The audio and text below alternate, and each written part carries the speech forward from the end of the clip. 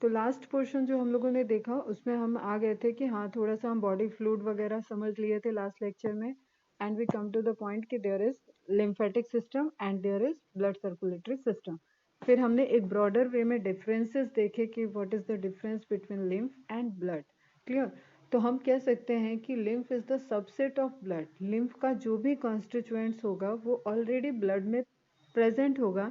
तो lymph could be a filtrate form of blood, ठीक है, जिसमें कि कुछ बड़े प्रोटीन्स नहीं आते हैं, कुछ कंपोनेंट है, आरबीसी नहीं होती, हीमोग्लोबिन, ये सारे स्ट्रक्चर इधर के लिम्फ वाले पोर्शन में नहीं आएंगे। और ब्रॉडली जो पोर्शन आएगा that is related to immune system.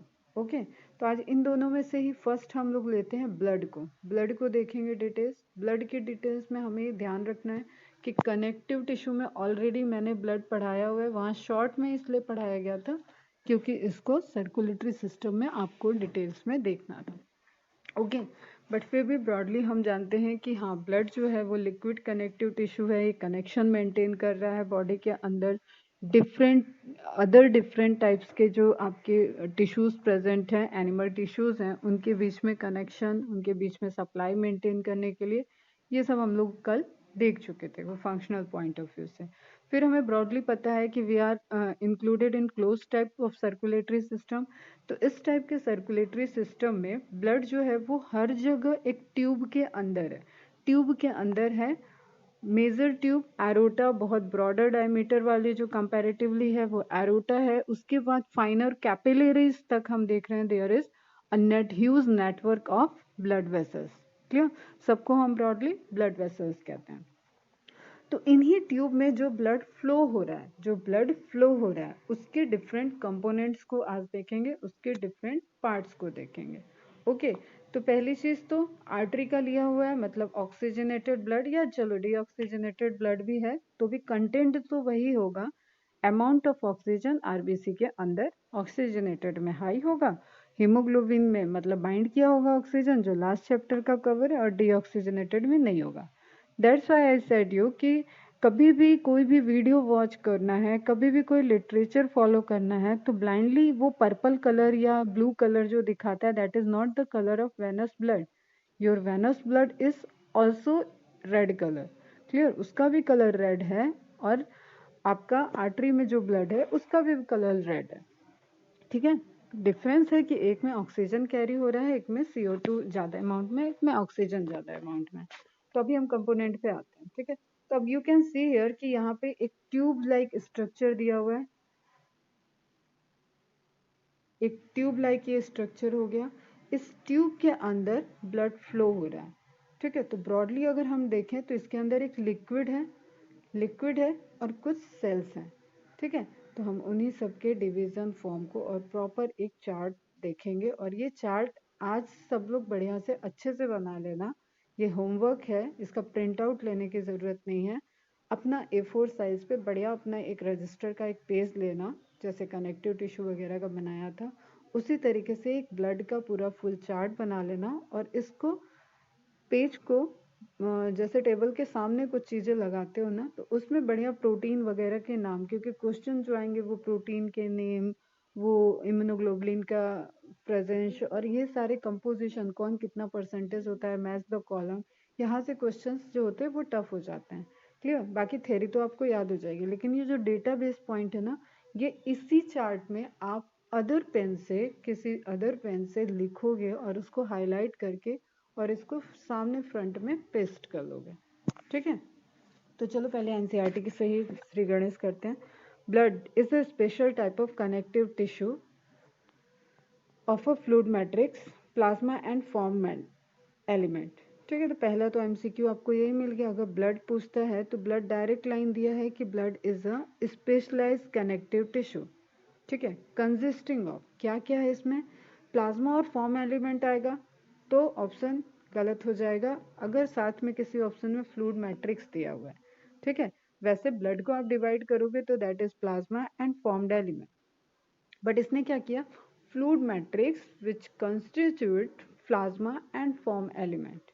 Okay, तो fluid matrix, plasma and form element, इस तरीके का स्ट्रक्चर आपको दिखेगा। That is the connective liquid connective fluid connective tissue known as blood. Okay, इसमें तो किसी को कोई डाउट नहीं होना चाहिए। 1 लाइनर MCQ है, एक ही लाइन में MCQ भी है और आपके इन्फॉर्म बेस्ड आपको इंफॉर्मेशन भी है।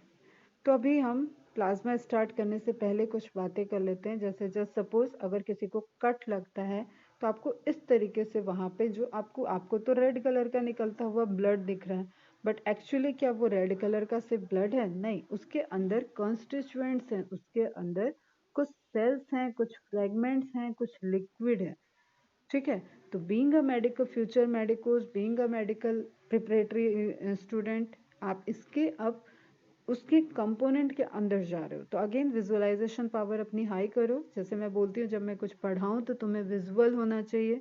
तो अब मैं कह रही हूँ कि कट लगा, स्किन पे कट लगा एंड वहां से एक लिक्विड निकल रहा है, उस लिक्विड में कंपोनेंट्स हैं। क्लियर? उस कंपोनेंट में आप देख रहे हो एक तो ये लिक्विड लिक्विड सा फैला हुआ स्ट्रक्चर दिख रहा है, दैट स्ट्रक्चर इज प्लाज्मा। ठीक है, दैट स्ट्रक्चर इज प्लाज्मा। ये जिसमें सब बह रहा है वो स्ट्रक्चर क्या हो गया? प्लाज्मा। क्लियर? फिर आप देख रहे हो कि इसमें डिफरेंट टाइप के सेल हैं, डिफरेंट। एक ये हो गई, मैं मार्क करती हूँ जरा अलग अलग टाइप के सेल को। एक ये हो गई, एक नहीं ये तो आरबीसी है, एक ये हो गया। क्लियर? एक ये हो गई। ठीक है, अब यहाँ बेसोफिल एस्नोफिल में बहुत डिफरेंस नहीं शो किया हुआ है, तो सिंपली ब्लड वेसल है, ब्लड वेसल के अंदर ब्लड है, ब्लड में प्लाज्मा है, प्लाज्मा में डिफरेंट टाइप की सेल्स हैं, WBC मार्क कर दिया, RBC मार्क कर दिया एंड प्लेटलेट्स मार्क कर दिया। क्लियर? अब सेल्स को हटा देंगे तो सिर्फ प्लाज्मा बचेगा। तो इस तरीके से सिंपल सिंपल एक पाथवे में मैं बताती चलूँगी कि क्या हट रहा है, क्या बच रहा है। ठीक है, तो उसी सीक्वेंस में ध्यान रखना। सबसे पहले हमने क्या कहा कि ब्लड है। क्लियर? ब्लड है, ब्लड वेसल्स हैं, ब्लड वेसल्स के अंदर ब्लड फ्लो हो रहा है। ब्लड वेसल्स से को कट लगा तो ब्लड बाहर आया, ब्लड बाहर आया तो उसमें कुछ कॉन्स्टिट्यूएंट्स हैं, एक लिक्विड दिख रहा है एंड उस लिक्विड में कुछ कुछ चीजें प्रेजेंट हैं। क्लियर? तो लिक्विड को हमने अलग करा दिया। आप सबके पास ये डेटा बिल्कुल बिल्कुल आज से मेरे साथ डेटा वाइज ये प्रिपेयर रखोगे, otherwise I am not going to help you. ठीक है, मेरे बस का ही नहीं है ये हेल्प करना। इतना डेटा आएगा, कहाँ हीमोग्लोबिन कितने काउंट है, कितने डिजीज में क्या हो रहा है। अब ये आपको आगे भी आप मेडिकल पढ़ोगे तो यही सब चीजें देखोगे। इनफैक्ट ब्लड रिपोर्ट पढ़ते हुए आपने देखा होगा डॉक्टर्स को ना, और आपके घर में भी आसपास या कहीं पे भी आपने ब्लड रिपोर्ट तो कभी ना कभी सामने आई होगी, बस उसमें इंटरेस्ट नहीं लिया होगा। तो जस्ट आपको इतनी नॉलेज अभी हो जानी चाहिए ये पूरा चैप्टर खत्म होते होते, कि आप उसमें जो नेम लिखे आप उनको तो पहचान सको ब्रॉडली। क्लियर? और उनके अप एंड डाउन जो लिमिट दी हुई है उस लिमिट को समझ पाओ। दैट्स वाई आई सेड कि ब्लड वाले पोर्शन में आपको डेटा वाइज बहुत एक्यूरेटली पढ़ना है। तो ध्यान रखना जो अभी से शुरू हो रहा है। ठीक है, 100% में मैंने कहा 55% लिक्विड है। चलो एग्री, 55% लिक्विड है, इसका मतलब 45% अदर सेल्स हो गए। अदर सेल्स फॉर्म्ड एलिमेंट बोलते हैं उनको। अभी ध्यान रखो, जब फॉर्म एलिमेंट हम नाम ले लेंगे तो समझ लेना। अभी कि लिक्विड को हटा दिया हमने, जैसे अपन साइटोप्लाज्म पढ़ते थे ना, तो साइटोप्लाज्म को हटा दिया तो सेल साइटोप्लाज्मिक ऑर्गेनल्स बच गए थे। तो उसी तरीके से लिक्विड को हटा दिया तो ब्लड के सारे कंपोनेंट बच गए। ठीक है, एक्सेप्ट लिक्विड। तो लिक्विड कितना है? 55%। अब इस जो एक्सेप्ट लिक्विड में है उसमें 44% तो अकेले आरबीसी चल रही है। 44% तो महारत आरबीसी ने ले रखी है, आरबीसी प्रेजेंट है वहां पे 44%। ये भी बात खत्म हो गई, कुछ याद ही नहीं करना, मैडम झूठ मूठ का डरा रही है। ऐसा नहीं है, अभी यहीं पे 1% में आपकी हालत खराब होने वाली है। ठीक है, अब ये 1% जो है ये है WBC। ये 1% को आपको डिटेल में देखना है और इस लिक्विड का कंपोजिशन देखना है। क्यों? आरबीसी तो बड़ा सिंपल सा है, आपने पहले भी पढ़ रखा है। आरबीसी के अंदर तो खुद का न्यूक्लियस ही नहीं है। अरे भाई, ये कुत्ता भौंक रहा है, डरा रहे हो क्या मैम को?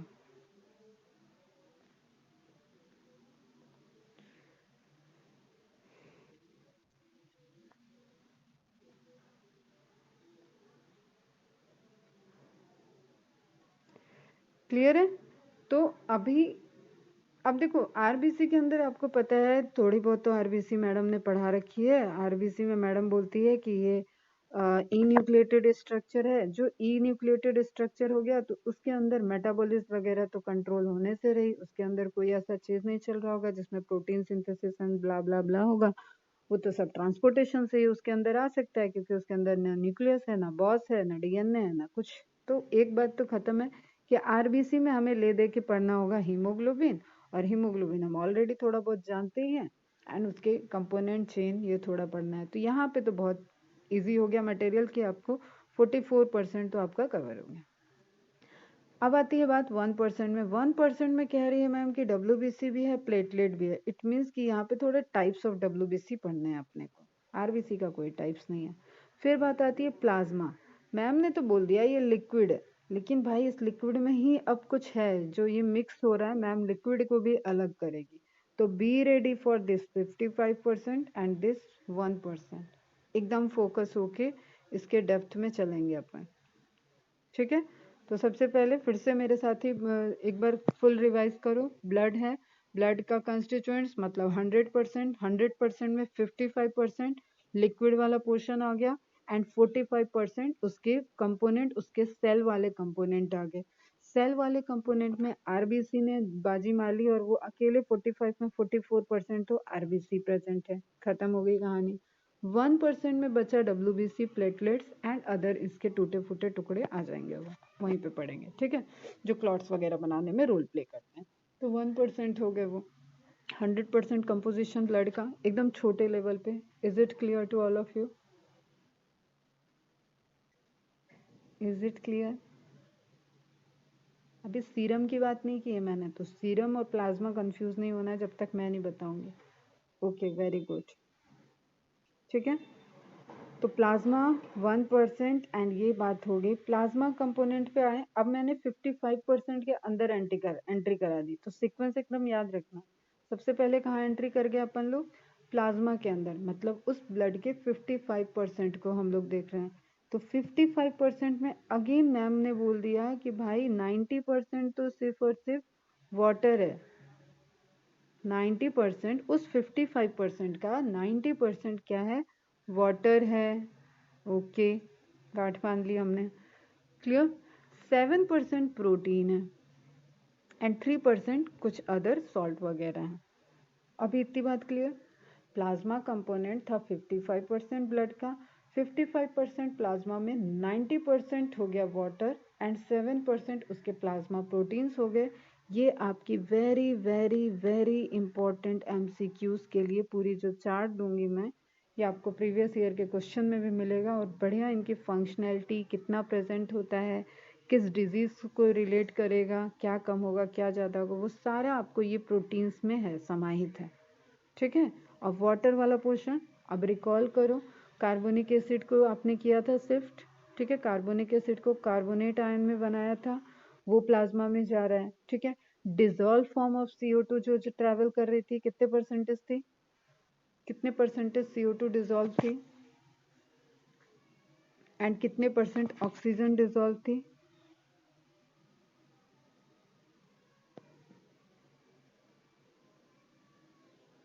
CO2 कितने परसेंट डिजोल्व पूछा है मैंने? 7% डिजोल्व, यस बेटा, करेक्ट, ठीक है। ऑक्सीजन कितने परसेंट डिजोल्व है?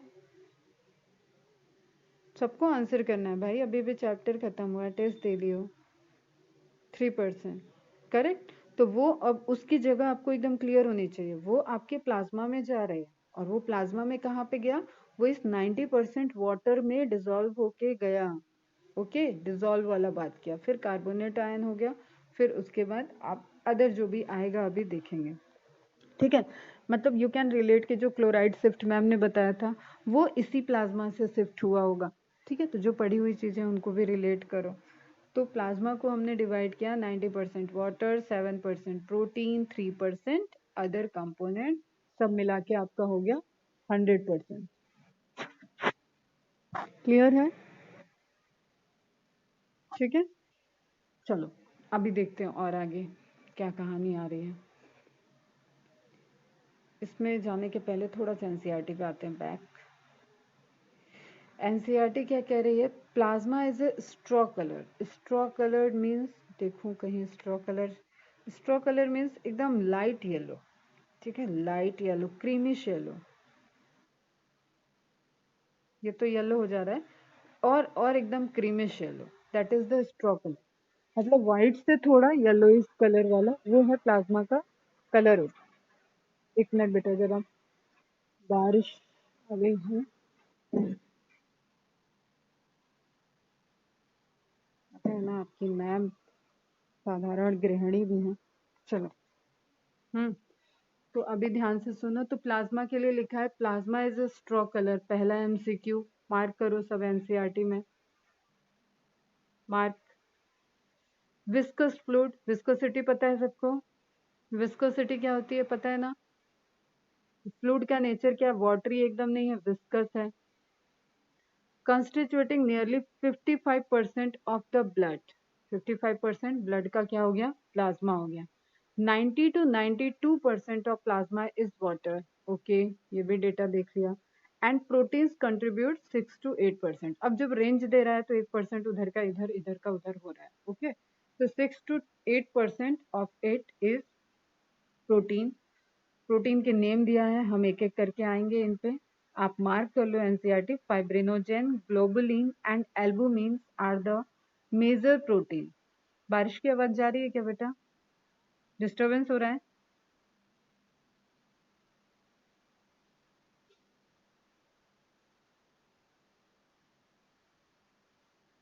क्लियर है ना? चलो सुनो, इसको मार्क कर लो बेटा। ये जो 3 मेजर प्रोटीन के नेम दे दिए हैं, इसको मार्क कर लो आप। ये आपका एकदम बढ़िया वाला एमसीक्यू है। इनके मैच द कॉलम, ये कहाँ प्रेजेंट होते हैं, कितना अमाउंट प्रेजेंट है, इनका फंक्शन क्या है, टाइप्स क्या है, ये सब आपके एमसीक्यूज हैं।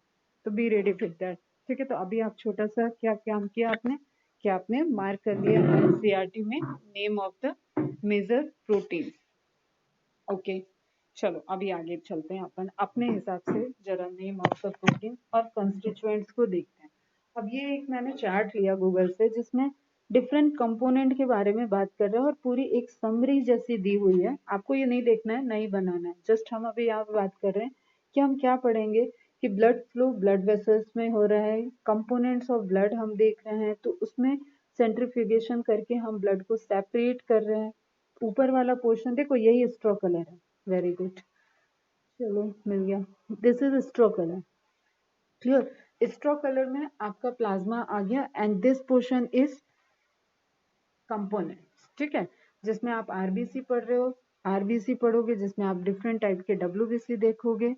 फिर आप ब्लड में आरबीसी का स्ट्रक्चर देखोगे, कैसे उसमें हेमोग्लोबिन की चेन कैसे है, पॉलीपेप्टाइड चेन क्या क्या है वो देखोगे। फिर आप जब इन कंपोनेंट की बात करते हो तो यहाँ पे जो प्रोटीन्स क्लॉटिंग फैक्टर में इन्वॉल्व है वो पोर्शन आपको देखना है। एंड देन फाइनली जेनेटिक्स में पोर्शन आ जाता है ब्लड ग्रुप का। तो different types of blood group, donor acceptor, और वो ब्लड ग्रुप कैसे डिसाइड होता है कि बच्चों में कौन सा ब्लड ग्रुप जाएगा। तो इस तरीके से हम लोग कुछ कुछ चीजें ब्लड के बारे में पढ़ेंगे। तो बैक आते हैं फिर से प्लाज्मा को और फॉर्म्ड एलिमेंट को कंटिन्यू करते हैं, जिसमें आपको ये चार्ट बना के रखना है, ठीक है। सभी ये चार्ट बना लेंगे। इसमें आप देखो, ब्रॉडली ही बात कर रहे हैं अभी, और ये आप स्पेस लेके बनाओगे, क्योंकि यहाँ पे आपको इंफॉर्मेशन ऐड करते जाना होगा। जैसे मैं एल्बुमिन के बारे में कुछ बताऊंगी तो वो आप एल्बुमिन के नीचे लिखोगे, ठीक है। मैं फाइब्रिनोजेन के बारे में बताई तो फाइब्रोजेनोन के पास लिखोगे। दैट्स व्हाई आई सेड कि छोटा छोटा लिखो या जैसे लिखो, लेकिन एक कंप्लीट ब्लड की इंफॉर्मेशन आपके पास होनी चाहिए। मेरे पास बनी हुई है, मैं लास्ट में एक बार आपको शेयर भी कर दूंगी, आप उससे भी मैच करके आप कर लेना, लेकिन ट्राई कि आप सब खुद बनाओ, ठीक है, याद होगा उसको। तो होल ब्लड कंपोनेंट को they divided into two parts.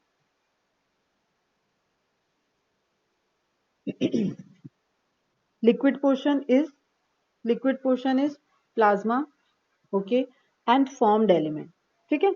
जिस एलिमेंट से वो बना हुआ है, मैं इसको ऐसे ही समझती हूँ, I don't know why it gives the name formed element, but ठीक है। ब्लड को डिवाइड करते हैं तो प्लाज्मा और फॉर्म्ड एलिमेंट, क्लियर। जो सेल्स प्रेजेंट है वो हो जाते हैं सब फॉर्म्ड एलिमेंट में। अदर कंपोनेंट आप ले जाओ, मॉलिक्यूल्स वगैरह, ठीक है, वाटर वगैरह ले जाओ, वो सब चला जाता है प्लाज्मा में। सेल आ जाती है फॉर्म्ड एलिमेंट में, सिंपल सी बात है। इधर लिक्विड है, इधर सेल्स हैं। नाउ पहले प्लाज्मा को डिवाइड करते हैं।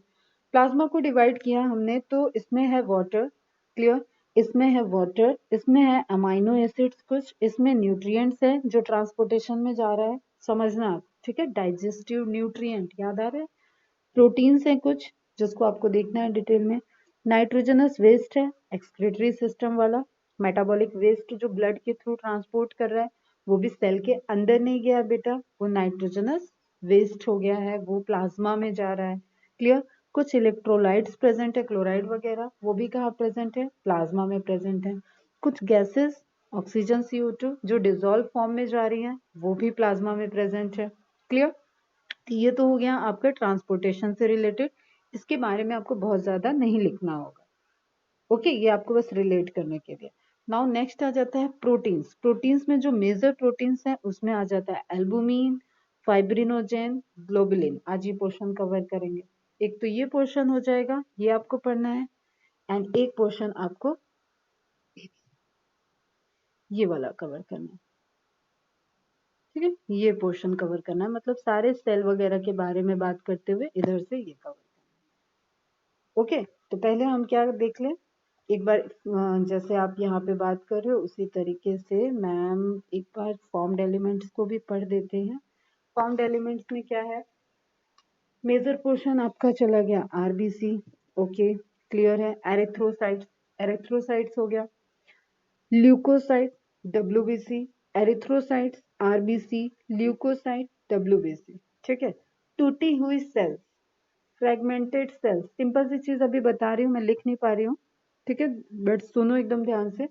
फ्रेगमेंट ऑफ सेल्स, ठीक है, कुछ सेल्स होंगी जिनके फ्रेगमेंट्स वहां पे प्रेजेंट हैं जो जिगजैग किसी भी शेप के हो सकते हैं, उनका शेप डिसाइडेड नहीं है, बस उनके उनके कुछ उभार निकले होने चाहिए, लाइक ऐसे स्ट्रक्चर होने चाहिए इस तरीके से कुछ, ताकि वो जब एक दूसरे से जब उनको क्लॉट बनाना हो तो एक दूसरे में आके वो इस तरीके से फिक्स होते चले, ठीक है, और एक पूरा पैच बन जाए, इसलिए प्लेटलेट्स क्या होते हैं, टूटे हुए सेल्स होते हैं। अब एक यहाँ पे इंफॉर्मेशन मैं बता रही हूँ उसको नोट डाउन कर, एरिथ्रोसाइट में न्यूक्लियस नहीं है, erythrocytes, mature erythrocyte lack nucleus, तो इसको भी लैब में कल्चर नहीं कर सकते हैं क्योंकि इसके पास डीएनए नहीं है, ध्यान से सुनना, ठीक है। प्लेटलेट टूटी हुई सेल है, पूरी कंप्लीट सेल नहीं है, दैट्स वाई प्लेटलेट को भी लेबोरेटरी में आप कल्चर नहीं कर सकते हो, मतलब सेल डिवीजन नहीं करा सकते हो, क्योंकि ये ऑल्सो टूटी है, एक टूटे हुए टुकड़े हैं सेल के, ठीक है।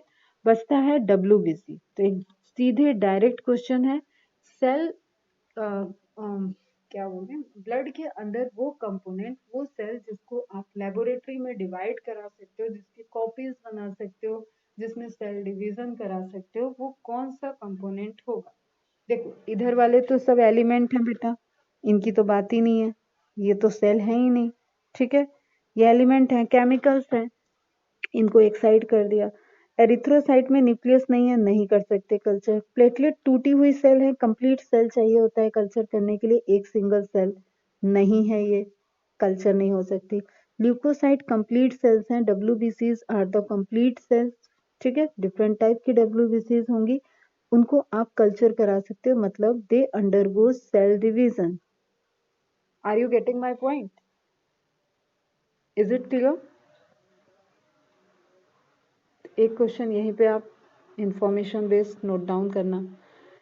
देन हम बात आती है, वेरी गुड, ठीक है, एकदम अटेंटिव होके सुनो। देन बात आती है कि अब एरिथ्रोसाइट की तो कोई टाइप्स नहीं है बेटा, ठीक है, बस इमेच्योर आरबीसी और मैच्योर आरबीसी, और अपना काम मैच्योर आरबीसी से चल रहा है, तो अपन मैच्योर आरबीसी से लेके चलते हैं कि हाँ ई न्यूक्लिएटेड हीमोग्लोबिन की पैकेट, हीमोग्लोबिन को कंटेन करने वाली पैकेट है एरिथ्रोसाइट, फिर हम आरबीसी भी जब डिटेल में देखेंगे तब बात करेंगे। फिर प्लेटलेट हम ध्यान में रखना है कि ये कुछ सेल्स हैं जिनके टूटने से बनी है, तो अनदर ग्रुप ऑफ सेल्स जिसको टाइप्स में आप डिवाइड नहीं कर सकते हो क्योंकि वो खुद ही फ्रेगमेंट है, ठीक। अब बात आती है ल्यूकोसाइट की, ल्यूकोसाइट को आप डिवाइड कर सकते हो, क्लियर, क्योंकि ल्यूकोसाइट्स जो हैं वो डब्ल्यूबीसी सेल्स हैं, एंड यहाँ पे आपको अगेन फिर पूरा एक ब्रॉडर रेंज दिख रहा है जिसको डिवाइड किया गया है टू पार्ट में, that is granulocyte and A granulocyte. अब मेरे प्यारे प्यारे स्मार्ट स्मार्ट बच्चों, जरा तोड़ो इस सब को। You know granule, you know site. तोड़ के मुझे बताओ what is granulocyte and what is a granulocyte. अपने हिसाब से बताओ, जिसको जो भी आंसर आ रहा है प्लीज कन्वे में। आपको वर्ड को तोड़ना है, you are not going to answer की व्हाट इज एग्जैक्ट ग्रेनुलोसाइट और ए ग्रेनुलोसाइट। फास्ट रिप्लाई देना बच्चा।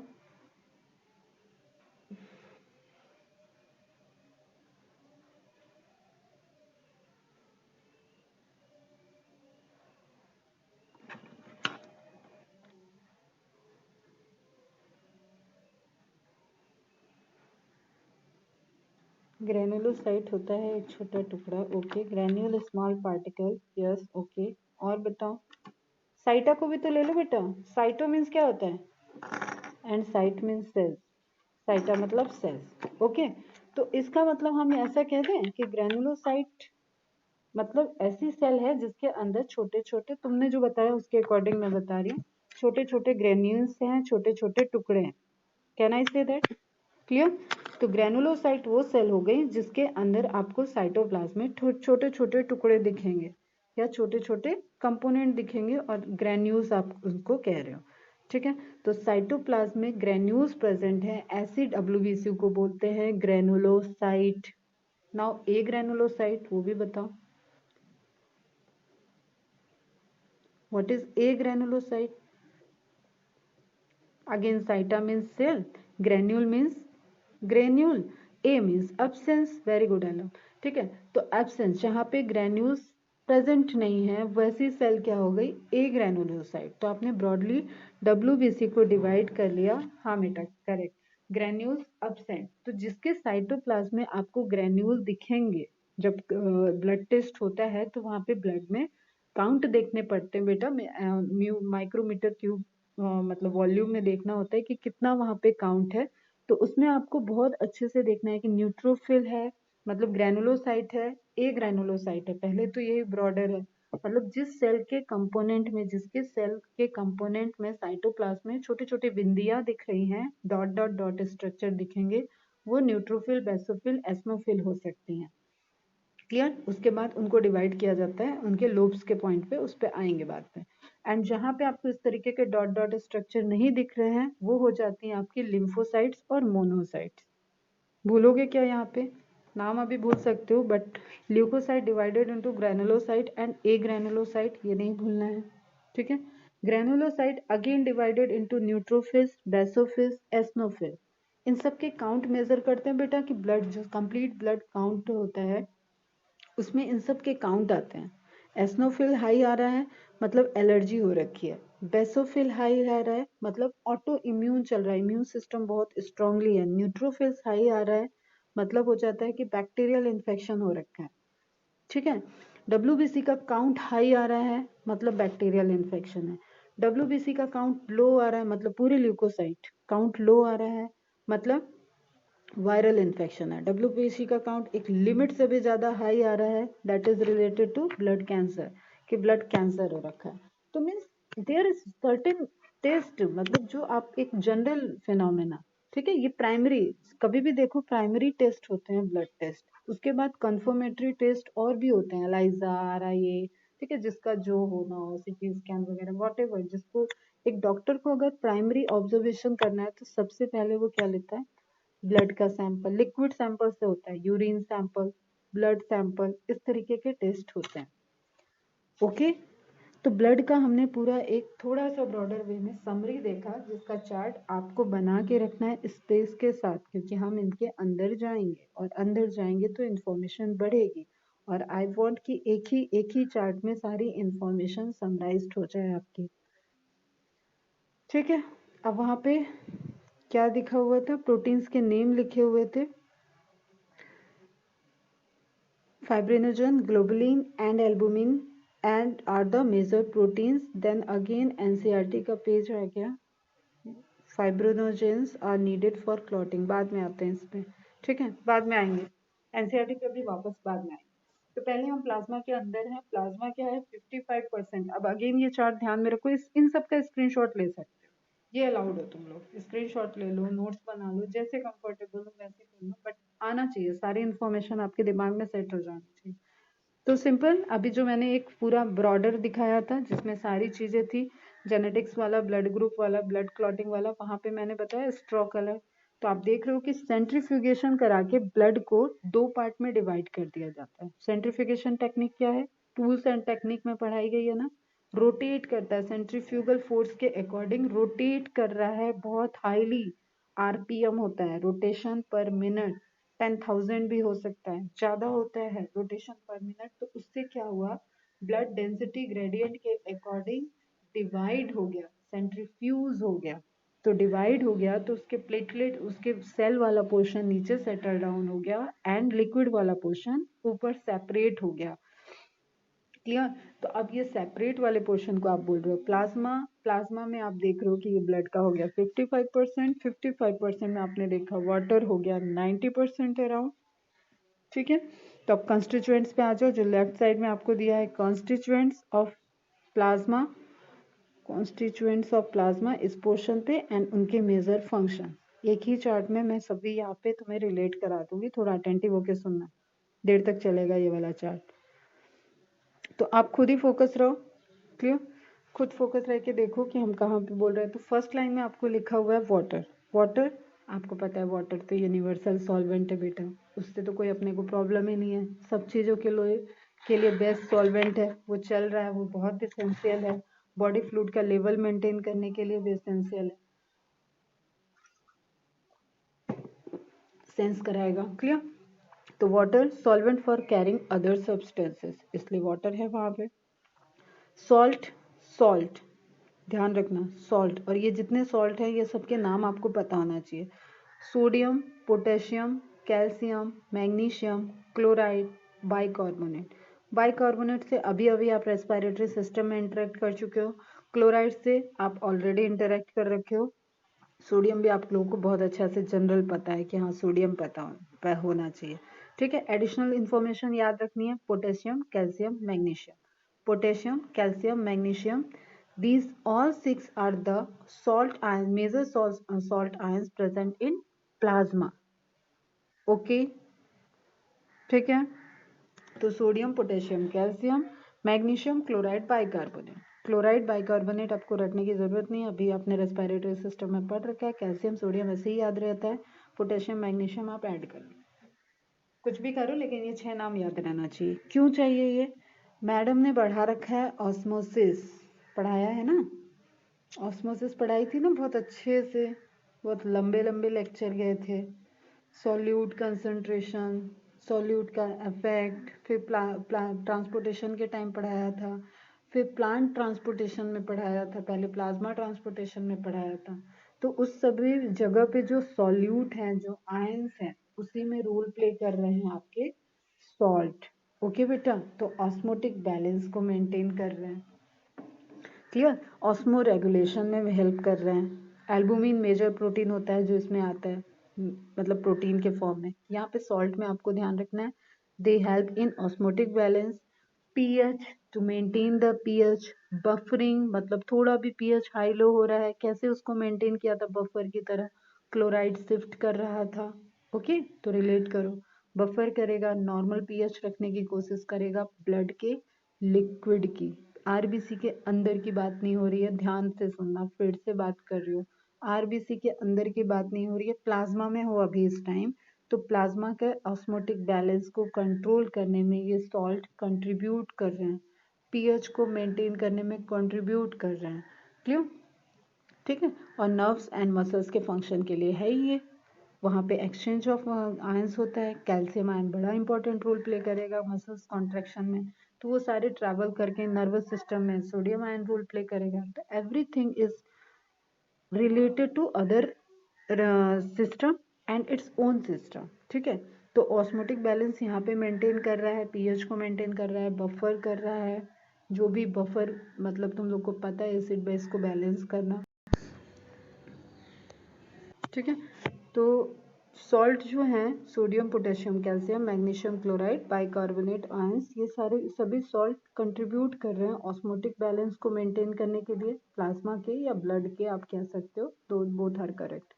पीएच को मेंटेन कर रहे हैं, बफरिंग ऑफ पीएच देख रहे हैं, मतलब हाई लो होने पे उसको मेंटेन कर रहे हैं, और नर्वस इम्पल्स में रोल प्ले करेंगे, एंड मसल्स फंक्शन में जब यहाँ से ट्रांसपोर्ट होंगे तो वहाँ पे भी इम्पोर्टेंट रोल प्ले करेंगे। क्लियर। नाउ प्लाज्मा प्रोटीन जो वेरी इंपॉर्टेंट है, और यहाँ पे एल्बुमिन के लिए नहीं लिखा है तो वो आप ऐड कर लेना, अगर ये वाला चार्ट बनाओगे तो यहाँ से ऐड कर लेना, ठीक है। तो यहाँ पे आपको ध्यान रखना है कि प्लाज्मा प्रोटीन, अब इसमें एक्चुअली ऑस्मोटिक बैलेंस दे रखा है, तो आप इस जगह पे फंक्शन दिया हुआ है, प्रोटीन का नाम हट गया है, तो इस जगह पे आप एल्बुमिन लिख लेना, ALBUMIN, एल्बुमिन, जिसका फंक्शन है osmotic balance and pH buffering, ठीक है। फाइब्रिनोजेन का फंक्शन है क्लॉटिंग, एंड इम्यूनोग्लोबुलिन का फंक्शन है इम्यूनिटी से रिलेटेड।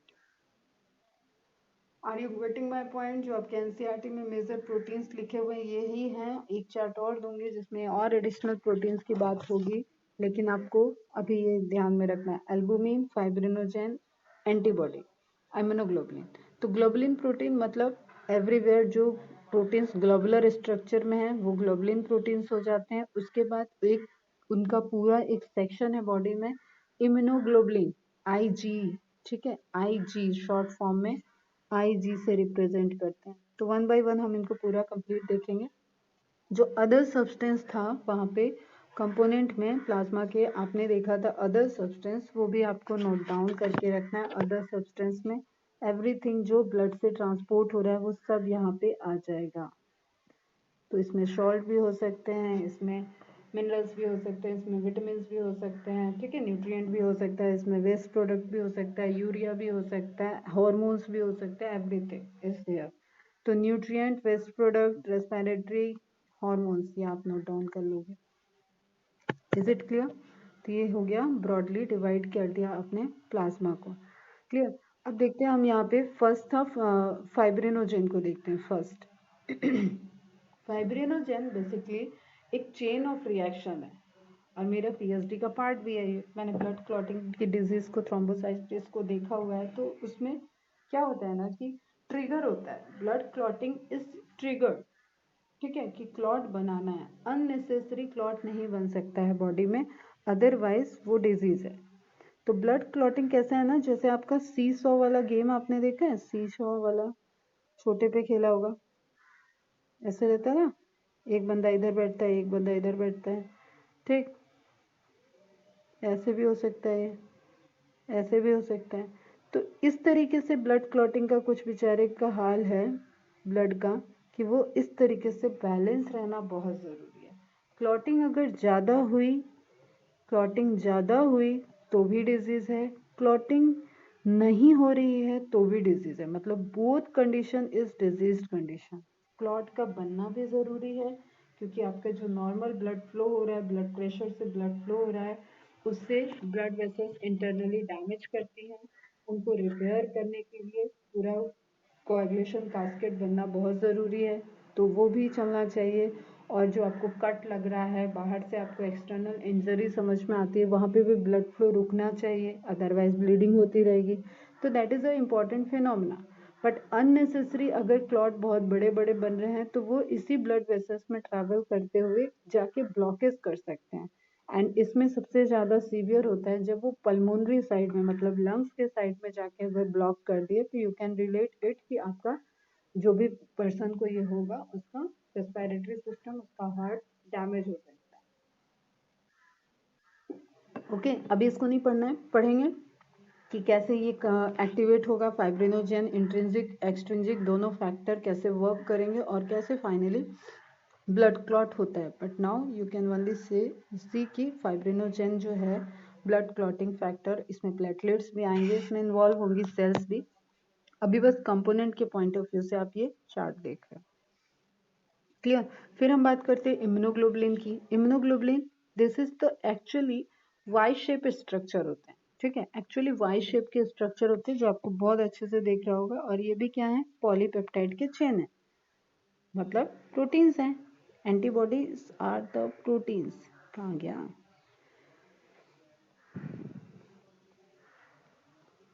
ठीक है। तो ये आपको वाई शेप का स्ट्रक्चर दिख रहा है। इसमें कुछ इनकी हैवी और लाइट चेन्स होती हैं जिसके जिसके अकॉर्डिंग आप इनको डिस्टिंग्विश करते हो कि ये आईजीजी है, आईजीई है, आईजीडी है, आईजीए है। आईजीए और आईजीएम तो एकदम अलग हो जाते हैं। आईजीएम जो है वो पेंटा टाइप का है, मतलब 5 इम्यूनोग्लोबुलिन आपस में ज्वाइंट स्ट्रक्चर टाइप से दिखेंगे। तो सबसे बड़ा जो इम्यूनोग्लोबुलिन होता है, एंटीबॉडी होता है, वो है आईजीएम। एंड डबल डाइमर होता है, वो होता है आईजीए। तो जितना भी आपका फ्लूइड है, ये सब हम पढ़ाएंगे आपको ह्यूमन हेल्थ एंड डिजीज में, इम्यूनोलॉजी में। क्लियर, जितना भी फ्लूइड आपके हैं, जैसे टीयर हो गया, आंख से आंसू निकल रहा है, स्वेट है, ठीक है, सलाइवा है, ब्रेस्ट मिल्क है, इन सभी जो फ्लूडी स्ट्रक्चर सिक्रीट हो रहे हैं उन सभी में आईजीए प्रेजेंट है। क्लियर। मदर प्लेसेंटा को क्रॉस करता है आईजीजी, ये भी एक जीके का क्वेश्चन है। ऐसा प्रोटीन, ऐसी एंटीबॉडी जो मदर प्लेसेंटा से क्रॉस करके बच्चे तक ट्रैवल करती है, फीटस तक ट्रैवल करती है, that is IgG. Again IgE जो है that is related to allergy infection. तो कुछ इन सब के सिंबल्स हैं, मेन पढ़ेंगे अपन ह्यूमन हेल्थ एंड डिजीज में। अभी बस सेल्फ ध्यान रखना है कि इम्यून सिस्टम से रिलेटेड जो ब्लड प्लाज्मा में जो डिजॉल्व है प्रोटीन, वो क्या है आपकी immunoglobulins. They are from 5 types, IgA, G, E, D, M. ठीक है, क्लियर है। नाम याद रखना है और थोड़ा सा नोट्स इनका बना के रखना है, बाकी इनकी डिटेल इंफॉर्मेशन अपन पढ़ेंगे इम्यूनोलॉजी में। इम्यूनोग्लोबुलिन जी, ठीक है। अब जी एम इनका फुल फॉर्म नहीं ढूंढने बैठ जाना, उनका फुल फॉर्म नहीं है, वो स्ट्रक्चर के पॉइंट ऑफ व्यू से है। अभी जैसे कोरोना के टेस्ट में भी एंटीबॉडी, प्लाज्मा डोनर, वो क्यों प्लाज्मा डोनेट कर पाते हैं, क्योंकि उस पर्टिकुलर कोरोना वायरस के अगेंस्ट में उनके बॉडी में एंटीबॉडी प्रोड्यूस हुए। क्लियर। तो आईजीजी, आईजीएम, इस तरीके से एंटीबॉडी का काउंट देख के भी डिफाइन किया जाता है कि कौन से एंटीबॉडी ज्यादा है ब्लड में या प्रेजेंट है प्लाज्मा में, ब्लड में। तो क्या स्टेज है बॉडी का, क्या स्टेज है बॉडी का, किससे इंटरेक्शन है। तो this is again a general diagnosis. उससे मल्टीपल डायरेक्शन में फिर आगे डॉक्टर मूव करते हैं। तो IgG most abundant class in serum. Serum क्या हो गया, क्लॉटिंग फैक्टर को निकाल दोगे ब्लड से, क्लॉटिंग फैक्टर मतलब फाइब्रिनोजेन वाला पोर्शन निकाल दोगे तो ब्लड क्या हो जाता है, सीरम। आएंगे उस पर भी, अभी कंफ्यूज हो जाओगे इसलिए बता नहीं रहे थे। प्लाज्मा और सीरम में कंफ्यूजन होता है, दोनों लिक्विड है, दोनों में आरबीसी नहीं है। क्लियर। तो क्लॉटिंग फैक्टर को हटाएंगे तो सीरम बचता है। आते हैं बात करते हैं इसमें। Most abundant classes of immunoglobulin is IgG, constituent 80% total immunoglobulin. अकेले 80% तो इसने ही कंस्टिट्यूट कर रखा है। ठीक है, अगर 100% इम्यूनोग्लोबुलिन प्रेजेंट है तो आईजीजी उसमें कितना है, 80%। Present in blood and plasma both and tissue fluid. Tissue fluid में भी हो सकता है, जैसे मैंने अभी बताया तुम्हें ब्रेस्ट में, तो ब्रेस्ट मिल्क में आईजीए भी होता है, आईजीजी भी होता है। क्लियर। मदर प्लेसेंटा से क्रॉस कर रहा है मतलब वो इंटरस्टिशियल स्पेस में भी जाएगा, तो टिश्यू फ्लूइड में भी होगा, ब्लड में प्रेजेंट है। Clear. Contain less carbohydrate than other immunoglobulin. Carbohydrate का कंसेंट्रेशन कम है। It has a half life of 23 days, the longest of all the immunoglobulin isotypes। सारे इम्यूनोग्लोबुलिन के आइसोटाइप में सबसे लॉन्गेस्ट लाइफ जो होती है वो आईजीजी की होती है। तो एक कॉमन सी चीज यू कैन रिलेट कि तुम देखते हो कि उसके बॉडी में इतने टाइम तक एंटीबॉडी रह सकती है, तो इतने ड्यूरेशन में ही उसको पर्टिकुलर चीज के लिए वो ब्लड डोनेट कर सकता है, वो प्लाज्मा डोनेट कर सकता है। अदरवाइज खुद वो एंटीबॉडी जो ट्रिगर होकर सिंथेसिस होगी वो वहां पे खत्म हो जाएगी, डिजनरेट हो जाएगी। ठीक है, लेकिन बात क्या होती है ना, समझना आप, थोड़ा सा हैवी हो सकता है कि हो जाए। जो बॉडी होती है इसके अंदर इम्यून सेल की एक मेमोरी सेल भी है। एंड मेमोरी सेल जैसे नहीं कि कोई क्रिमिनल है, क्रिमिनल रिकॉर्ड बन गया उसका, समझना थोड़ा सा अब यहाँ पे बता रहे हैं। क्रिमिनल रिकॉर्ड बन गया तो उसकी फोटो होंगी, उसके फिंगरप्रिंट होंगी, उसके रेटिना के इम्प्रेशन होगा, ये सारे रिकॉर्ड पुलिस के पास चले जाते हैं, तो वो डेटा में सेव हो गए। पहले फाइल बनती थी, अब कंप्यूटर में सेव है। उसी तरीके से क्या है, हमारे बॉडी की इम्यून सेल है एक मेमोरी सेल, वो पहले जिससे इंटरेक्ट कर लेती है उसके डेटा को सेव करके रखती है। अब जब इन फ्यूचर आपको लगता है ना कि हाँ वो दोबारा आया, तो उसका फेस पहचान जाएगी, उसका फेस वो पहले ट्रैप होगा, लिम्फ नोड्स उसको ट्रैप करेंगे, ठीक है। फिर उसका टेस्टिंग किया जाएगा कि भाई क्रिमिनल डेटा से इसको टेस्ट करो, मैच करो, क्या ये ऑलरेडी हम इससे इंटरेक्ट कर चुके हैं। तो कैसा होता है ना कि आप इसको जानते हो, तो इस अटैकर को कैसे डील करना है ये पता होता है, उसकी मैकेनिज्म क्या है ये पता होती है। तो वही कॉन्सेप्ट अपना इम्यून सिस्टम भी क्या करता है, मेमोरी सेल फिर याद दिलाती है उसको कि अरे इससे हमारा एक बार इंटरेक्शन हो चुका है, तो अब वो उसकी एंटीबॉडी नोन है और वही एंटीबॉडी प्रोड्यूस होती है। आई डोंट नो कितना समझ में आया या नहीं समझ में आया, बट आ जाएगा आगे जब हम इन सब चीज़ों को पढ़ाएंगे तो डेफिनेटली आएगा। जैसे आपने बचपन में कोई वैक्सीन लिया, तो वैक्सीन लेने में क्या होता है, आप उसी डिजीज़ के वायरसेस बैक्टीरिया को आपके अंदर डाला गया है, लेकिन वो इतने अमाउंट में और उस फॉर्म में, इनएक्टिवेटेड फॉर्म में होते हैं कि जस्ट आप उसका, आपकी इम्यून सिस्टम उसके चेहरे को पहचान ले और वो मेमोरी में सेव हो जाए। तो जब इन फ्यूचर उसका एक्चुअली उसको कॉज करने वाला विलेन आएगा, तो ऑलरेडी आपके अंदर उसकी एक कॉपी सेव हो रखी है एंड उसके रिस्पॉन्स में आपकी बॉडी उससे इम्यून सिस्टम से फाइट करती है, ठीक है। बस अभी इतना ही ध्यान रखो। नाउ नेक्स्ट है albumin. Clear, albumin help in osmotic balance, और इसको वहां पे हाँ, store data is use to produce antibody, specific antibody. Antibody already भी प्रोड्यूस होती है, लेकिन स्टोर डेटा से स्पेसिफिक एंटीबॉडी, जैसे आपके घर में कोई आता है ना, सिंपल सी चीज समझो, आप किसी को जानते हो, आपके चाचा आए, मामा आए, मौसी आई, आपके फ्रेंड आए, तो आप डोर खोलते ही कैसे रिएक्ट करते हो कि आपने इनको पहचाना। बट समहाउ कोई ऐसा इंसान आया जिससे आप कभी टकराए थे, पापा के दोस्त हो, कभी पार्टी में मिले थे, तो आप उसको देख के अंदर जाओगे तो बोलोगे पापा एक अंकल आए हैं, कहीं तो देखा है इनको, कहीं तो देखा है, कभी तो मिले थे। इस तरीके की चीजें होती हैं। तो वही चीज है, क्लियर।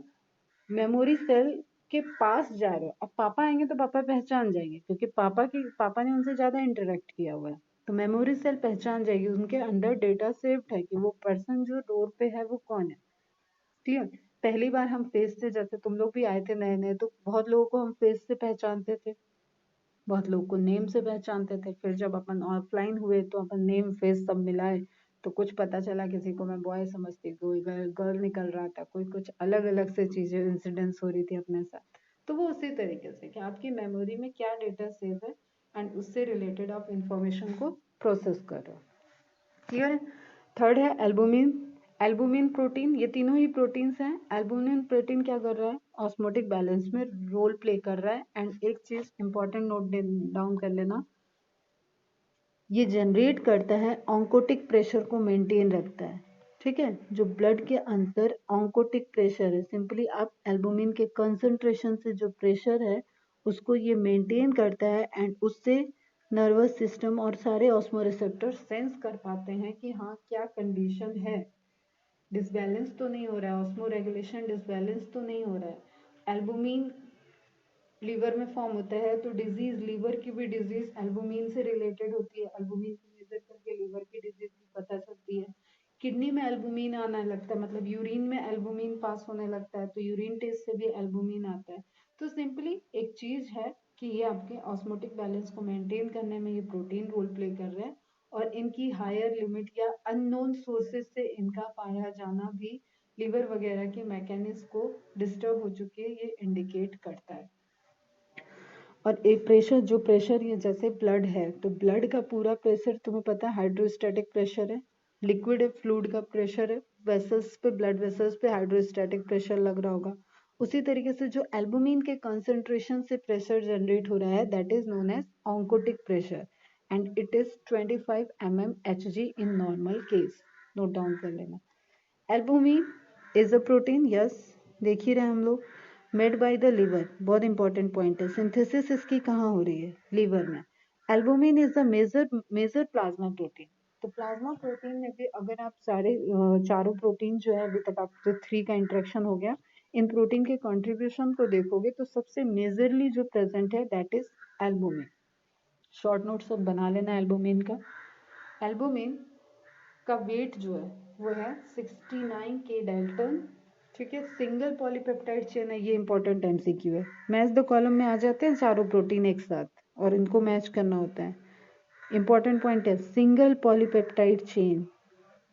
ठीक है, हैविंग 585 अमाइनो एसिड। बेटा देखो सिंगल पॉलीपेप्टाइड है तो मतलब एक एमआरएनए से ये प्रोटीन फॉर्म हुआ है और इसके पूरे जो अमाइनो एसिड के काउंट है वो भी नोन होंगे। जिस एमआरएनए से फॉर्म हो रहा है उसका सीक्वेंस भी नोन होगा और ऑलरेडी प्रोटीन नोन है बेटा।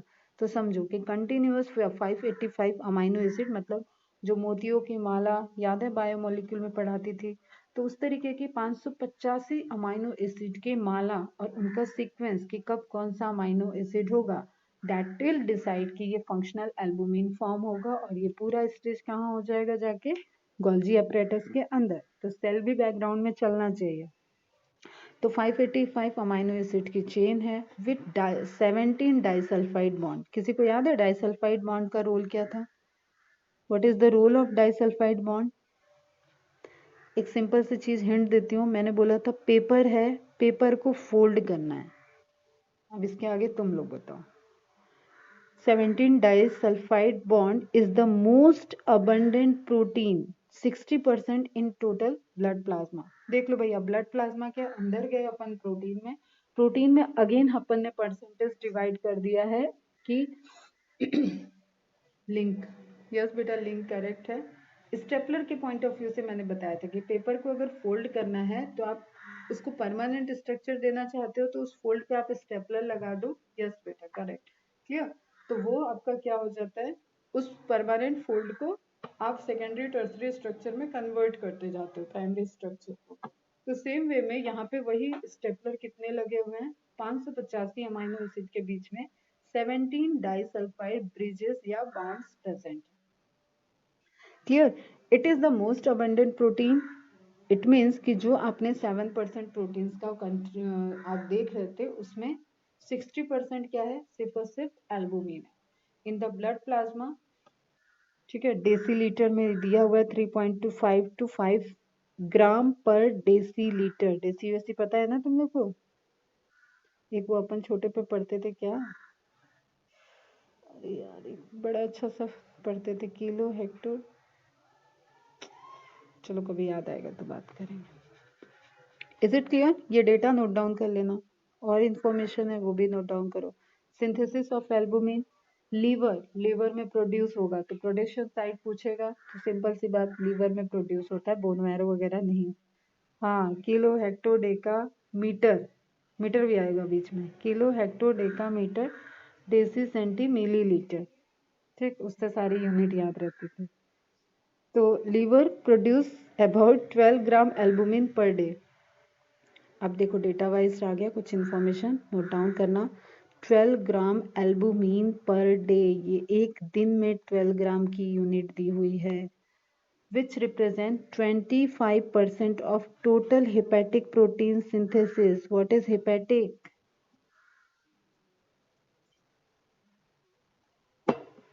अरे मेरे फ्यूचर डॉक्टर फटाफट बताओ। Hepatic, yes correct, liver. ठीक है, लीवर। तो लीवर से सिंथेसिस जो भी प्रोटीन सिंथेसाइज होंगे उस टोटल प्रोटीन का 25% तो अकेले एल्बुमिन बन रहा है। तो रिलेट कर लेना, एल्बुमिन बड़ा इंपॉर्टेंट प्रोटीन है बॉडी के लिए। हाँ करेक्ट है बेटा। And 50% of secreted protein. ठीक है, 25% सिंथेसिस का प्रोटीन और 50% जो सिक्रीट हो रहा है, जो बह के आगे चला जा रहा है, मतलब ब्लड में चला जाएगा, वो सारे प्रोटीन्स उसमें कंट्रीब्यूट कर रहा है आपका एल्बुमिन। हाफ लाइफ इसकी कितनी है, 20 डेज। तो पूरी लाइफ कितनी हो जाएगी, 40 डेज। तो हाफ लाइफ कितनी है एल्बुमिन की, 20 डेज। फॉर दिस रीजन मतलब डिजनरेट हो जाएगा। Clear. For this reason, measurement of serum albumin's concentration is used to assay मतलब टेस्ट। ठीक है, बायो एसे करना किसी पर्टिकुलर एलिमेंट का बायोलॉजिकल रिस्पॉन्स देखने के लिए जो आप ऐसे टेक्निक यूज करते हो उसको बोलते हैं बायो एसे। शायद कहीं बताया हुआ है, ट्रांसपोर्टेशन सिस्टम में बता दिया था। ठीक है, हार्मोन की जब ऐसे कर रहे थे तब बताया हुआ है, ये पॉइंट याद आया मेरे को। Okay, is it clear? Mineral nutrition में, मिनरल न्यूट्रिशन में ग्रोथ हार्मोन में concentration is use to assess oxygen का असेस, साइटोकाइनिन का असेस, ये बताते थे ना, वहां पे आया था। ऐसे लीवर फंक्शन टेस्ट, अब ये आपके काम की चीज है, ये आपके काम की इंफॉर्मेशन है, ये एमसीक्यू सॉल्व कराएंगी, ये सारी इंफॉर्मेशन आपको लिख के रखनी है। ओके, चलो आगे बढ़ते हैं। ठीक है, अब सिंपल से यहाँ पे देखो एक कंपैरेटिव एनालिसिस करके दिखाया हुआ है कि नॉर्मल किडनी है तो उसके यूरिन फॉर्मेशन में, उसके यूरिन कॉन्स्टिट्यूएंट्स में जो ट्रायंगल से डिनोट किया गया है एल्बुमिन प्रोटीन को, एल्बुमिन प्रोटीन को डिनोट किससे किया गया है? ट्रायंगल से, ब्लैक ट्रायंगल से। ठीक है, अब आपको कुछ नहीं पता है तो इतना तो पता है कि ब्लड कैरी कर रहा है एक्सक्रीटेड मटेरियल और वो फिल्टर हो रहा है किडनी में और यूरिन का बनना हो रहा है। ठीक है, तो ब्लड का फिल्ट्रेट ही यूरिन है। यू कैन अगेन से, जैसे मैंने बोला ब्लड से लिम्फ बन रहा है, उसी तरीके से ब्लड से ही यूरिन का फॉर्मेशन होगा। क्लियर है इतनी सी बात? Very good. अब इस यूरिन में एल्बुमिन नहीं आ रहा है मतलब किडनी हेल्दी है। क्लियर, लीवर अच्छे से काम कर रहा है, एल्बुमिन अपने जगह पे है। बट इन केस अगर एल्बुमिन यूरिन टेस्ट में आ गया, रिपोर्टेड है, मतलब ऑस्मो रेगुलेशन डिस्टर्ब हो चुका है, किडनी फिल्टर कर रही है, उसमें किडनी यूरिन में एल्बुमिन को आने से नहीं रोक पा रही है, ब्लड से फिल्टर होने में किडनी में यूरिन में एल्बुमिन भी आ रहा है, इट इंडिकेट्स कि लीवर में कुछ प्रॉब्लम है, लीवर डैमेज हो रहा है। Clear, function of albumin clear cut लिखना है एकदम। मेंटेनेंस ऑफ ऑस्मोटिक प्रेशर, ये आपके मेडिकल पॉइंट ऑफ व्यू से भी बहुत इंपॉर्टेंट पोर्शन है बेटा। Osmotic pressure, colloid osmotic pressure, तो कोलाइडल पूरा सॉल्यूशन बन रहा है उसका, is a form of osmotic pressure exerted by proteins, number of proteins involve हो रही हैं। बट जब आप देख रहे हो तो ऑस्मोरेग मतलब एल्बुमिन का क्या कंट्रीब्यूशन है, ऑन्कोटिक प्रेशर जो मैंने बताया था। Clear, exerted by proteins in blood plasma that usually tends to pull water into the circulatory system. और अगेन ये आपका क्या है, कोलाइडल सॉल्यूशन है, वाटर के ऑस्मो रेगुलेशन को मेंटेन कर रहा है। इसका मतलब वाटर के फ्लो, वाटर का flow is simple diffusion which is known as osmosis. ठीक है, बायोलॉजिकल मेम्ब्रेन कहीं पे भी सेमी परमिएबल नहीं है, सेलेक्टिवली परमिएबल है, तो जब जब वाटर को डिस्ट्रीब्यूट करना पड़ेगा तो उसके साथ कोई कोई तो मटेरियल इधर से उधर हो रहा होगा, तो वाटर को पुल करने के लिए ताकि सर्कुलेटरी सिस्टम में प्लाज्मा का लेवल मेंटेन रहे, इसमें इंपॉर्टेंट रोल प्ले कर रहा है एल्बुमिन। बहुत हार्ड तो नहीं जा रहा है, समझ में आ रहा है?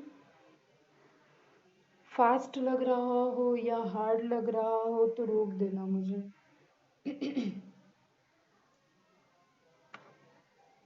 क्लियर है, वेरी गुड। ठीक है, एकदम अटेंटिव होकर सुनो, सब क्लियर रहेगा। तो फंक्शन ऑफ एल्बुमिन, अगर एक कई फंक्शंस देंगे और उसमें आपको एक को चूज करना होगा तो आपको ऑस्मो रेगुलेशन को चूज करना है for the albumin. Because large plasma protein cannot easily cross through the capillary walls. Large plasma protein cannot easily cross through the capillary walls in condition where plasma proteins are reduced. Example, proteinuria, malnutrition, या disease वाली condition आ गया. There will be a reduction in osmotic pressure. ठीक है, reduction in osmotic pressure होगा तो fluid का retention होने लगेगा टिश्यू में, फ्लूइड का डिसबैलेंस होगा। अब इस पे बाद में बात करेंगे। ठीक है, ये डिजीज वाला कंडीशन बाद में देखेंगे, इसमें एक्सक्रीटरी सिस्टम का भी रोल आएगा, किस तरीके से ये फ्लूइड को मैनेज करना है। ठीक है, इसके पूरे रेगुलेशन में आपका हाइपोथैलेमस भी इन्वॉल्व होता है। तो this is a broader phenomena, just आपको ये समझना है कि क्योंकि प्लाज्मा प्रोटीन जो है वो क्रॉस नहीं हो सकते, दैट्स वाई लिम्फ में भी प्रोटीन की बात नहीं की थी अपन ने, और यूरिन में भी अपन प्रोटीन की बात नहीं कर रहे हैं, एल्बुमिन की बात यूरिन में नहीं आया। तो जहाँ जहाँ पे फिल्ट्रेशन की बात कर रही हो उसमें मैडम बोल रही हैं कि लार्जर प्रोटीन नहीं होते हैं, और अभी साइज वगैरह के अकॉर्डिंग हमने देखा कि एल्बुमिन आर द लार्जर। ठीक है, ब्रॉड एकदम बढ़िया वाले अच्छे खासे साइज के प्रोटीन है, तो ये क्रॉस नहीं करेंगे। क्लियर, चलो इस पॉइंट पे करेंगे अपन बाद में बात।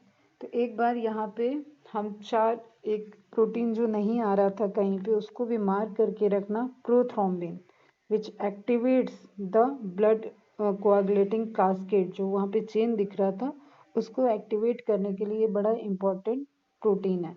करेंगे इन पे भी बात जब ब्लड क्लॉटिंग पढ़ेंगे। सिंपल आपको एक चार्ट ध्यान में रखना है और ये समराइज्ड है पूरा। इन 3 पे तो आपको बहुत मेजर फोकस करना है और ये अलग से ब्लड क्लॉटिंग में आ जाता है तो उस पर भी फोकस करना है। क्या कह रहा है ये, कंसंट्रेशन की बात कर रहा है, कितने परसेंटेज है देख लो। सबसे ज़्यादा परसेंटेज आपको एल्बुमिन का मिल गया, ठीक है। 3.5 to 5 ग्राम दिया हुआ है, परसेंटेज प्रेजेंट है 2.25 to 3.5 एंड 0.35। ये कंस्टिट्यूएंट्स हैं, प्रेजेंट है। टाइप्स, एल्बुमिन का कोई एक ही टाइप है, फाइब्रिनोजन का भी एक ही टाइप है, प्रोथ्रोम्बिन का भी एक ही टाइप है। टाइप सिर्फ और सिर्फ आपको ग्लोबुलिन में है, तो वहाँ जो चार्ट है वहाँ पे आप ऐड कर सकते हैं इसको, ठीक है। एक तो इस प्रोटीन का नाम ऐड करोगे, दूसरा ग्लोबिन्स के टाइप्स ऐड कर सकते हो तो वो चार्ट बढ़ जाएगा। Molecular weight, molecular weight 69,000, 90,000 to 1,56,000 and 3,40,000। सबसे ज़्यादा मॉलिक्यूलर वेट में अगर है तो वो क्लॉटिंग प्रोटीन्स होता है, ठीक है। अमाउंट में सबसे ज़्यादा एल्बुमिन, लेकिन मॉलिक्यूलर वेट में अगर बात करो मतलब these are the larger protein, ये सभी लार्जर प्रोटीन्स हैं, लेकिन इसमें भी मोर लार्जेस्ट कौन सा है, सबसे बड़ा कौन सा है, तो फाइब्रिनोजन है। Clear. Site of formation again important है, लीवर, लीवर, लीवर। ग्लोबुलिन क्योंकि it is related to immune system, it is related to immune system. तो जो लिम्फाइड टिश्यू में आपको बार बार lymphatic system, lymph node, lymphoid tissue बात करती हूँ, primary lymphoid tissue, secondary lymphoid tissue आएंगे, वो सब जब इम्यून सिस्टम पढ़ाऊंगी वहाँ पे भी आपकी antibodies, B cell, T cells, B cells से बेसिकली एंटीबॉडीज का फॉर्मेशन होता है। क्लियर। तो लीवर एक्सेप्ट गामा ग्लोबुलिन, ध्यान से देखना, एक्सेप्ट लीवर में मेनली सिंथेसिस हो रहा है क्योंकि यहाँ पे इम्यूनोग्लोबुलिन नहीं लिखा हुआ है, यहाँ पे ग्लोबुलिन लिखा है, ध्यान से सुनना, ठीक है। This is globulin protein. Globulin protein में immunoglobulin is a type of globulin protein, तो उसी को कह रहे हो आप गामा ग्लोबुलिन, मतलब वाई शेप स्ट्रक्चर मैंने दिखाया ना, उसको आप समझना। Globulin synthesized in lymphoid tissue by plasma cells, ये प्लाज्मा सेल्स दूसरी है, ये प्लाज्मा लिक्विड वाला नहीं है, ठीक है। ये इम्यून सेल की सेल होती है, जैसे अभी मैंने बताया मेमोरी सेल, उसी तरीके से एक सेल होती है, बी सेल की टाइप्स होती है प्लाज्मा सेल्स। बस आपको ध्यान मार्क कर लेना, जो नहीं है वो चीज समझ लो, ये लिक्विड नहीं है, ये सेल है, ये एक स्पेसिफिक साइज की सेल है जो एंटीबॉडी को सिंथेसाइज करती है।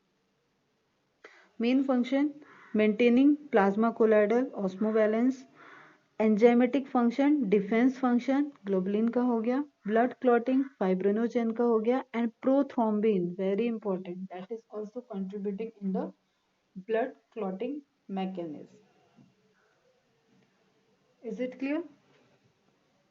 अरे क्लियर है बच्चा?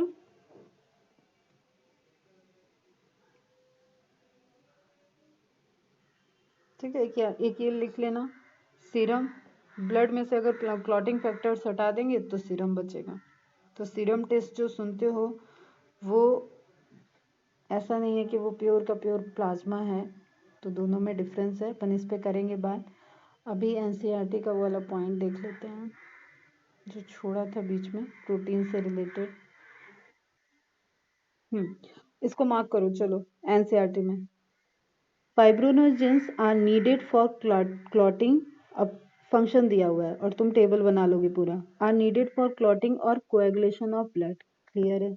Globulins primarily involve in defence mechanism, यहाँ पे बेटा आपको ब्रैकेट में लिखना पड़ेगा, ग्लोबुलिन में इम्यूनोग्लोबुलिन जो वहां पे लिखा था ना गामा प्रोटीन, ठीक है, गामा ग्लोबुलिन वही सिर्फ और सिर्फ डिफेंस सिस्टम में होती हैं, all globulins are not involve.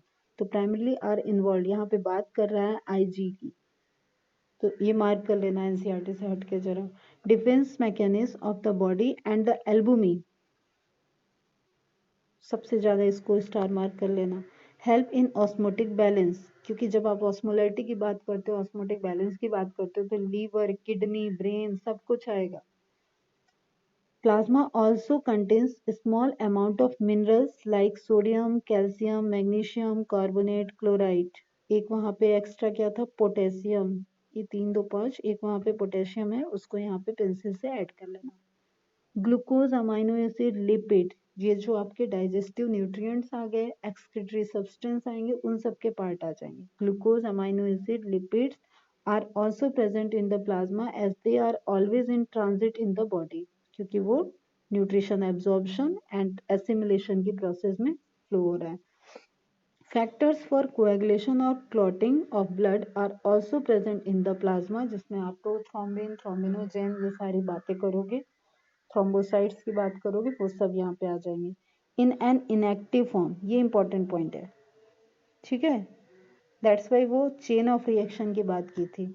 और क्यों, क्योंकि इसमें थ्रोम्बोसाइट भी इन्वॉल्व होंगे. That's why I am not going for the process now, ठीक है. आगे अलग से उसको ब्लड क्लॉटिंग फैक्टर पूरा समझेंगे.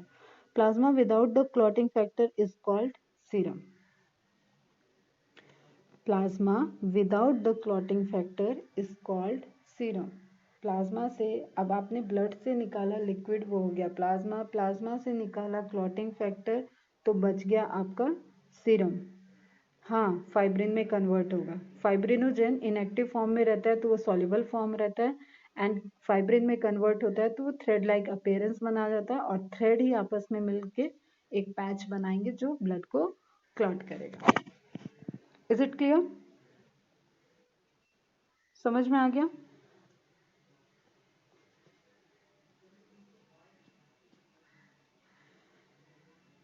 चलो फिर यहीं पे कंप्लीट करते हैं आज का लेक्चर, और अच्छे से एकदम पेशेंस के साथ चार्ट को, कंस्टिट्यूएंट्स को बिल्कुल सीक्वेंस में कैसे अंदर गए हैं. देखो, ब्लड से पहले बॉडी फ्लूइड में, बॉडी फ्लूइड से ब्लड में गए, ब्लड से प्लाज्मा में गए, प्लाज्मा से प्लाज्मा में वाटर प्रोटीन्स पार्ट में गए, एंड देन प्रोटीन पार्ट्स और मिनरल्स में से हम प्रोटीन के अंदर गए. प्रोटीन्स में से हमने फिर एक लास्ट लाइन जो पंच आ गई कि क्लॉटिंग फैक्टर वाले प्रोटीन को हटा दिया, तो प्लाज्मा से भी माइनस हो गया, सबसेट हो गया.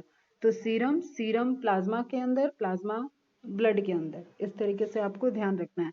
तो जब सीरम टेस्ट हो, मतलब वो इतना निकाल लिया गया, उससे क्लॉटिंग फैक्टर निकाल लिया गया, अब वो क्लॉट नहीं हो सकता. दैट्स वाई बहुत सारे टेस्ट में सीरम एनालिसिस होता है जब एंटीबॉडी वगैरह को देखना होता है. एंटीबॉडी के लिए सीरम टेस्ट होता है, ध्यान रखना, ठीक है. ये देखेंगे अपन बाद में. इज इट क्लियर बच्चा? इतनी बात सबको समझ में आ गई? ये डिजीज वाला भी देख लेंगे बाद में. Very good.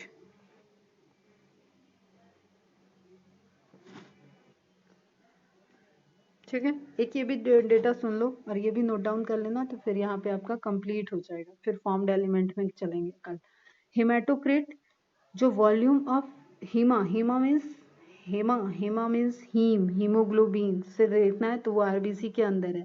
तो हेमाटोक्रिट, ये भी आपको मेजरमेंट मिलेगा रिपोर्ट्स में, जो कहते हैं आप, वो आरबीसी के काउंट का. Haematocrit volume of red cells, that is approximately 45%, 44% रहता है, अप्रोक्सीमेटली लिखा हुआ है. Plasma fluid in fresh blood. Serum fluid after blood has clotted, ठीक है.